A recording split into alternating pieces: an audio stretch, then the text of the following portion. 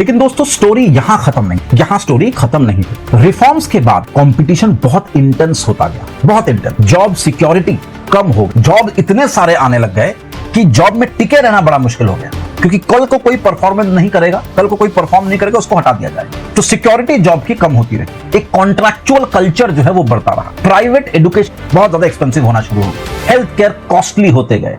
यानी कि जो जो चीजें हम लोगों ने प्रोटेक्ट करके रखा हुआ था एक सोशलिस्ट कंट्री के दिमाग में, एक सोशलिस्ट आइडिया को दिमाग में रखते हुए, अब स्लोली स्लोली वही सारी जो जिन चीजों का हमें डर था वो स्लोली स्लोली आना शुरू हो गया कि मार्केट इकोनॉमी बनती। गवर्नमेंट जॉब में स्टेबिलिटी देती थी, प्राइवेट सेक्टर परफॉर्मेंस मांगती थी, परफॉर्मेंस का प्रेशर होता है, डेडलाइंस होते हैं। अपॉर्चुनिटी तो बिल्कुल बड़ी है, बिल्कुल अपॉर्चुनिटी बड़ी, लेकिन रिस्क भी उतना ही बड़ा है। 1991 के बाद दोस्तों इंडिया का जो कंजम्पशन है वो कंजम्पशन के ऊपर टिक कर हम लोगों ने अपने ग्रोथ को प्रमोट किया, यानी कि कंजम्पशन लेड ग्रोथ हुआ है। मतलब जितने ज्यादा कंज्यूमर्स ने खरीदा है उसके ऊपर हम लोगों ने अपनी इकोनॉमी बिल्ड की।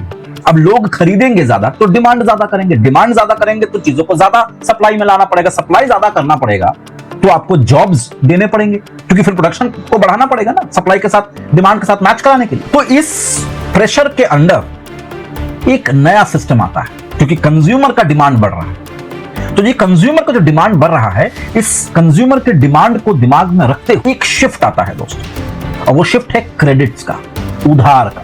होम लोन आज के तारीख में कॉमन है, कार लोन, शादी loan, education loan, credit card का कल्चर शुरू हो गया। और जब ये क्रेडिट कार्ड का कल्चर शुरू होता है ना दोस्तों, तो पता नहीं चलता है कि कहां से हमारे जो पैसे हम कमाते हैं मेहनत के बाद, वो कहां से गायब हो जाते हैं, किसी को पता नहीं चलता। अर्बन हाउस जो है बहुत बुरी तरीके से डेट पे आने लगे। मिडिल क्लास के ऊपर ईएमआईज का प्रेशर बढ़ता रहा।